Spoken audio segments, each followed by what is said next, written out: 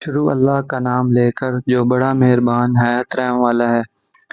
حضرت محمد صلی اللہ علیہ وسلم۔ شام کا سفر۔ جو ہی آپ نے پتھر پر پاؤں مارا اس کے نیچے سے صاف اور عمدہ پانی پھوٹ نکلا۔ انہوں نے ایسا پانی پہلے کبھی نہیں پیا تھا، خوب سیر ہو کر پیا۔ پھر انہوں نے پوچھا، بھتیجے کیا آپ سیر ہو چکے؟ نبی کریم صلی اللہ علیہ وسلم نے فرمایا، ہاں۔ آپ نے اسی جگہ اپنی ایڑی پھر ماری اور وہ جگہ دوبارہ ایسی خشک ہو گئی جیسے پہلی تھی۔ حضور نبی کریم صلی اللہ علیہ وسلم چند سال اپنے دوسرے چاچا زبیر بن عبد المطلب کے ساتھ بھی رہے تھے۔ اس زمانے میں ایک مرتبہ حضور صلی اللہ علیہ وسلم اپنے ان چاچا کے ساتھ ایک قافلے میں یمن تشریف لے گئے۔ راستے میں ایک وادی سے گزر ہوا۔ اس وادی میں ایک سرکش اونٹ رہتا تھا، گزرنے والوں کا راستہ روک لیتا تھا، مگر جو ہی اس نے نبی کریم صلی اللہ علیہ وآلہ وسلم کو دیکھا تو فوراً بیٹھ گیا اور زمین سے اپنی چھاتی رگڑنے لگا۔ آپ اپنے اونٹ سے اتر کر اس پر سوار ہو گئے۔ اب وہ اونٹ آپ کو لے کر چلا اور وادی کے پار تک لے گیا۔ اس کے بعد آپ نے اس اونٹ کو چھوڑ دیا۔ یہ قافلہ جب سفر سے واپس لوٹا تو ایک ایسی وادی سے اس کا گزر ہوا جو طوفانی پانی سے بھری ہوئی تھی۔ پانی موجیں مار رہا تھا۔ یہ دیکھ کر آپ نے قافلے والوں سے فرمایا، میرے پیچھے پیچھے آؤ۔ پھر آپ اطمینان سے وادی میں داخل ہو گئے۔ باقی لوگ بھی آپ کے پیچھے تھے۔ اللہ تعالیٰ نے اپنی قدرت سے پانی خشک کر دیا اور آپ پورے قافلے کو لیے پار ہو گئے۔ قافلہ مکہ پہنچا تو لوگوں نے یہ حیرت ناک واقعات بیان کیے۔ لوگ سن کر بول اٹھے، اس لڑکے کی تو کچھ شان ہی نرالی ہے۔ ابن ہشام لکھتے ہیں، بنو لہب کا ایک شخص بہت بڑا قیافہ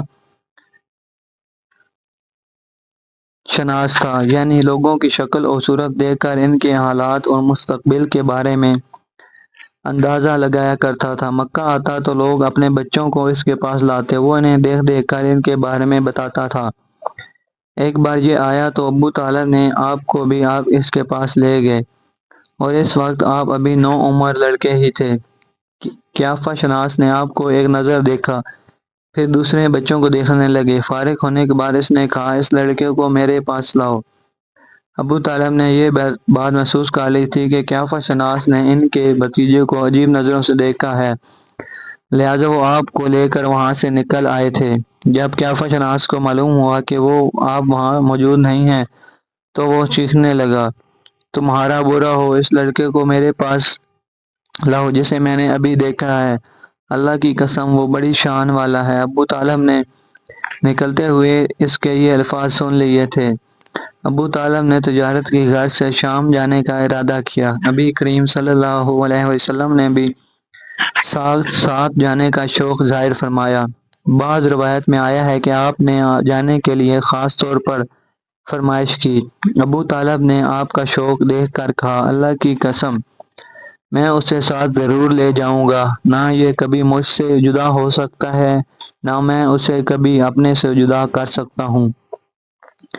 ایک روایت میں یوں آیا ہے، آپ نے ابو طالب کی اونٹنی کی لگام پکڑ لی اور فرمایا، چاچا جان آپ مجھے کس کے پاس چھوڑے جا رہے ہیں؟ میری نہ ماں ہے نہ باپ۔ اس وقت آپ کی عمر مبارک 9 سال کی تھی۔ آخر ابو طالب آپ کو ساتھ لے کر روانہ ہوئے، آپ کو اپنی اونٹنی پر بٹھایا، راستے میں عیسائیوں کی ایک عبادت گاہ کے پاس ٹھہرے۔ خانقاہ کے راہب نے نبی کریم صلی اللہ علیہ وسلم کو دیکھا تو چونک اٹھا۔ اس نے ابو طالب سے پوچھا، یہ لڑکا تمہارا کون ہے؟ انہوں نے جواب دیا، یہ میرا بیٹا ہے۔ یہ سن کر راہب نے کہا، یہ تمہارا بیٹا نہیں ہو سکتا۔ یہ سن کر ابو طالب بہت حیران ہوئے، بولے، میں کیا مطلب، یہ کیوں میرا بیٹا نہیں ہو سکتا بھلا؟ اس نے کہا، یہ ممکن ہی نہیں، اس لڑکے کا باپ زندہ ہو، یہ نبی ہے۔ مطلب یہ تھا کہ ان میں جو نشانیاں ہیں وہ دنیا کے آخری نبی کی ہیں، اور ان کی ایک علامت یہ ہے کہ وہ یتیم ہوں گے، ان کے باپ کا انتقال اسی زمانے میں ہو جائے گا جبکہ وہ ابھی پیدا ہونے والے ہوں گے۔ اس لڑکے میں آنے والے نبی کی تمام علامات موجود ہیں۔ ان کی ایک ہی نشانی یہ ہے کہ بچپن میں ان کی والدہ کا بھی انتقال ہو جائے گا۔ اب ابو طالب نے اس راہب سے پوچھا، نبی کیا ہوتا ہے؟ راہب نے کہا، نبی وہ ہوتا ہے جس کے پاس آسمان سے خبریں آتی ہیں، پھر وہ زمین والوں کو ان کی اطلاع دیتا ہے۔ تم یہودیوں سے اس لڑکے کی حفاظت کرنا۔ اس کے بعد ابو طالب وہاں سے آگے روانہ ہوئے۔ راستے میں ایک اور راہب کے پاس ٹھہرے۔ یہ بھی ایک خانقاہ کا عابد تھا۔ اس کی نظر بھی نبی کریم صلی اللہ علیہ وسلم پر پڑی تو یہی پوچھا، یہ لڑکا تمہارا کیا لگتا ہے؟ ابو طالب نے اس سے بھی یہی کہا، یہ میرا بیٹا ہے۔ راہب یہ سن کر بولا، یہ تمہارا بیٹا نہیں ہو سکتا، اس کا باپ زندہ ہو ہی نہیں سکتا۔ ابو طالب نے پوچھا، وہ کیوں؟